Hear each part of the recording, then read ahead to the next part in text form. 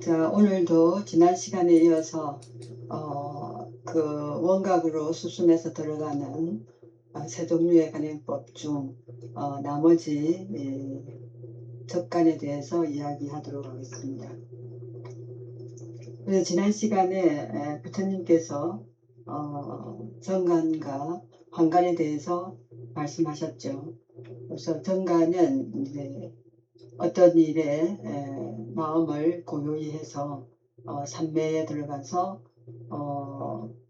정정한 원각을 깨달아서 고요함을 취하고 그렇게 수행을 하게 되면 모든 생각이 맑아지고 그로 인해서 마음의 번잡한 움직임, 번뇌 이런 것이 다 고요해지기 때문에 몸과 마음의 번뇌가 완전히 소멸되면 그런 수행을 계속해서 몸과 마음의 번뇌가 소멸되면 문득 이제 원각에 들어갈 수 있다고 말씀하셨고, 그리고 이제 환간은 마음속에 일어나는 각종 망상 있죠, 망상.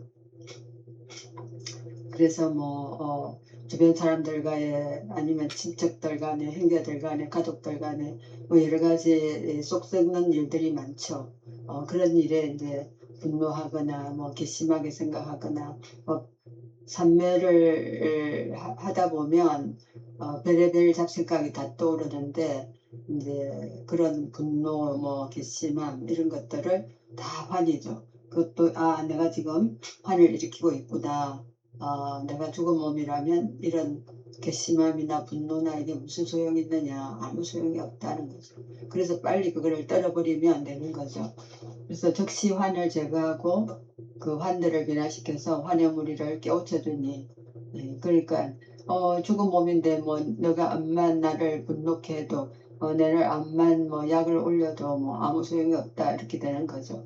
그래서 그렇게 하다 보면 하루 이틀 만에 되는 건 아니지만 그 마음속에 일어나는 그런 스트레스나 번뇌나 고민이나 이런 게 하루 이틀 만에 없어지는 것이 얼마나 좋겠습니까?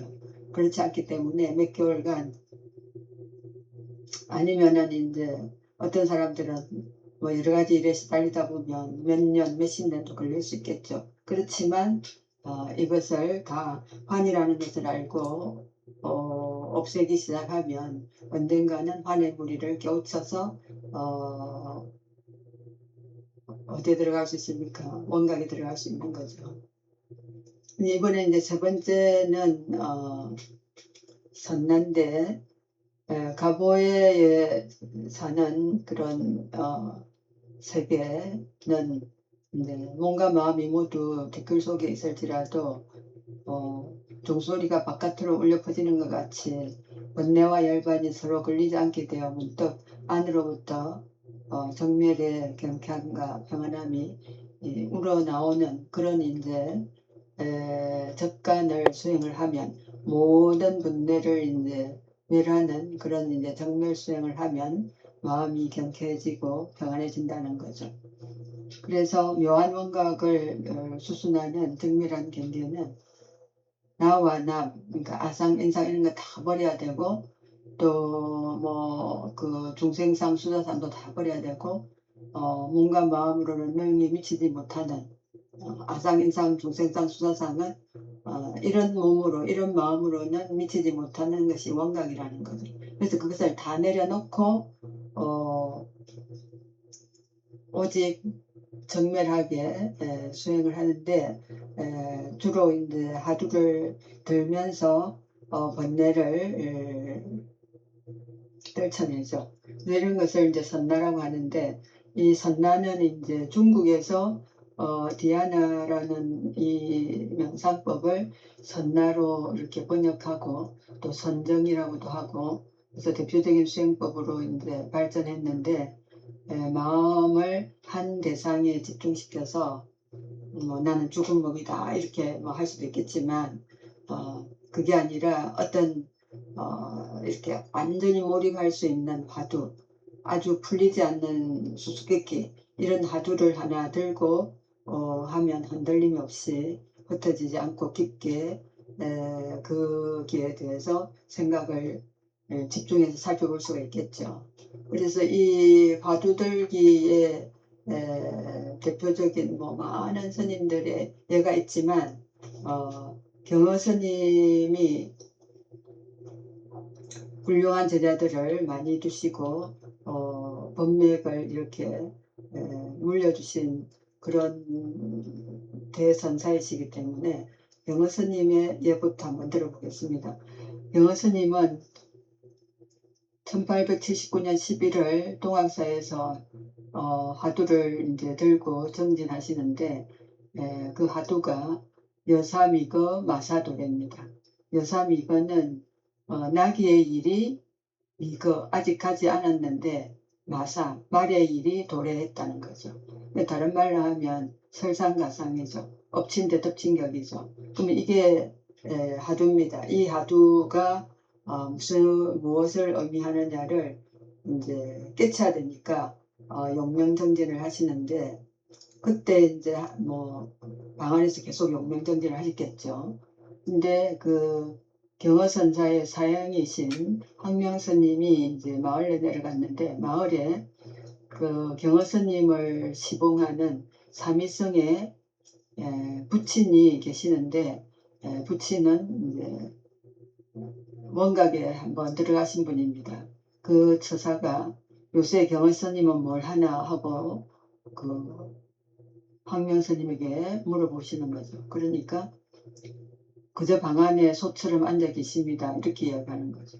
그러니까 이 처사가 중노를 잘못하면 소되는 거 그런 이치를 아는가 하고 물으니까 황명스님은 그 절에 여러 가지 그 일들을 맡아서 하다 보니까 이제 화두 들기나 이런 수행은 좀 뒷전이죠. 그러니까 뭐 이 말씀이 무슨 말씀인지 모르니까 모르겠습니다. 어떻게 하면 됩니까? 하고 물어보죠. 그러니까 이 처사가 하시는 말이 소가 되어도 콧구멍 뚫을 데가 없으면 되는 거지. 이렇게 이제 말씀하셨다는 거죠. 그래서 한명스님이 절에 돌아와서 이제 그 경허스님을 모시는 사미성에게 너네 부친이 이런 말을 하셨다라고 하니까 이 사미성이 경허스님을 옆방에서 다른 사미성들을 모아놓고 이 말이 무슨 말인지 알겠니? 하고 그 이야기들을 했는데 그러니까 바로 방이 옆이고 뭐 옛날 집은 뭐 방음이 잘 안 되잖아요. 그러니까 경허선사가 그 이야기를 듣고 딱 깨친 거죠.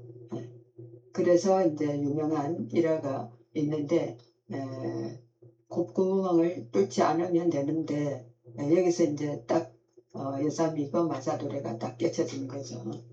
그래서 우리나라에 아주 유명한 선사가 되셨는데 이제 제자가 뭐 많죠. 무수히 많죠. 그 중에 세 달이 있습니다. 세 달.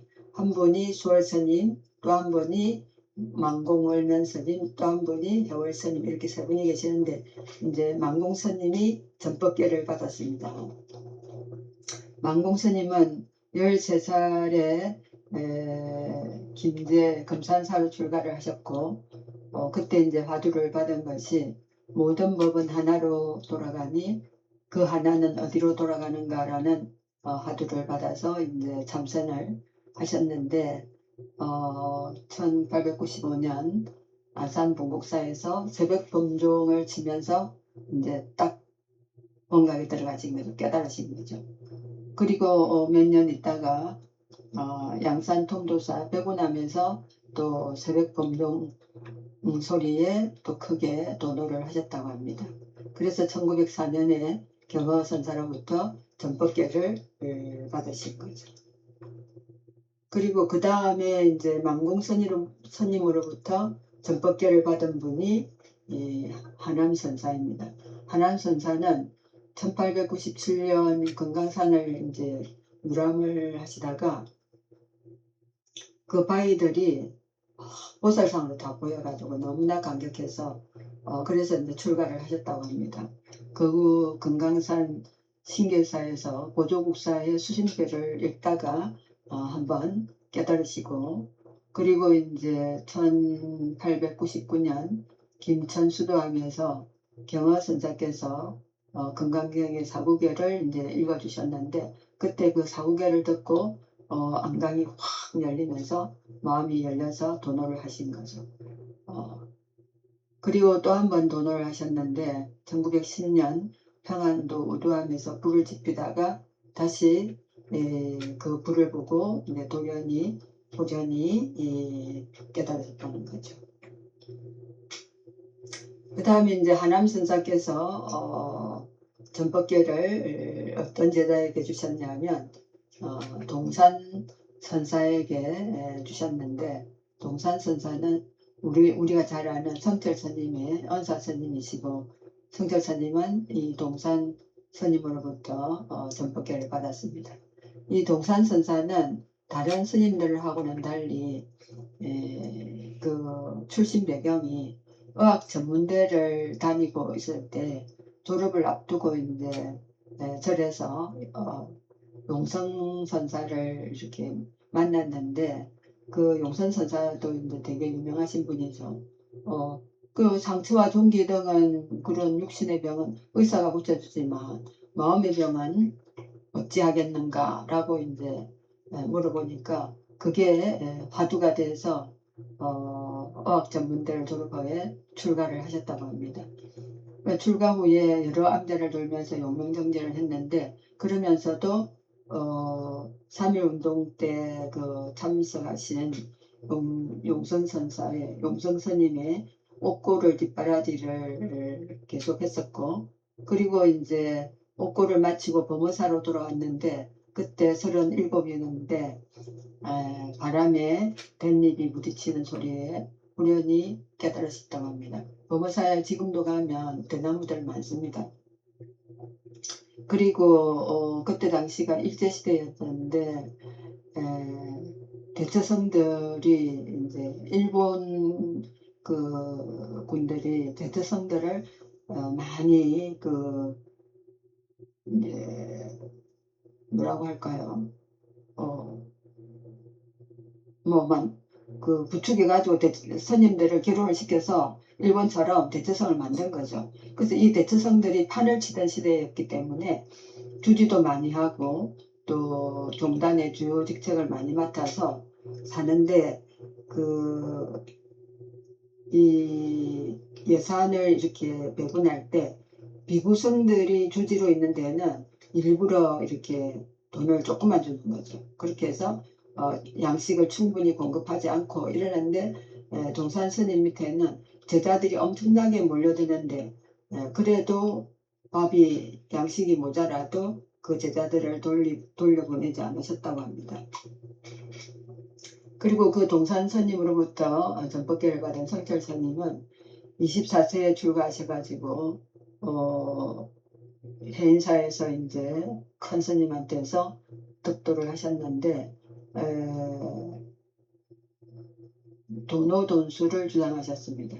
도노는 이제 그 육조 해능 스님이 주창하신 거에다가 그 성철 스님이 돈수 몇십 년 동안 해서 일초직입 열애지는 아니다. 몇 년 동안 집중적으로 선라에 들어가서 접간에 들어가서 화두 들고 빨리 깨쳐야 된다. 이거를 이제 강조하신 거죠. 그래서 하신 말씀이 유명한 하신 말씀이 있습니다. 내가 득도하기 전에는 산은 산이고 물은 물이었는데, 그리고 득도시에 보니까 산은 산 아니고 물은 물 아니더라. 그리고 이제 득도 후에 휴식지를 얻고 나니까 옛날과 마찬가지로 산은 다만 산이요 물은 다만 물이더라. 자, 이 세 가지 전체가 같으냐 다르냐, 이것을 가려내는 사람이 있으면 나와 같은 경지에 있다고 인정해 주겠노라. 이렇게 이제 하셨다는 거죠. 여러분들 어떻게 생각합니까? 이렇게 해서 이제 경허스님의 법맥이 망공스님, 하남스님, 동산스님, 성철스님, 그리고 제가 일전에 예를 들은 법전스님으로 이어집니다. 그래서 법전스님 이야기는 여러분들한테 여러 번 했죠. 몇 개월 만에 이제 32세의 암자에 들어가서 죽을 때까지 원각에 들어가지 않으면 안 나오겠다고 해서 화두를 들다가 몇 개월 만에 네, 깨달았다는 이야기 했죠. 자, 이렇게 해서 세 가지의 지간, 환간, 적간이 있음을 부처님께서 설하셨습니다. 자, 마치겠습니다.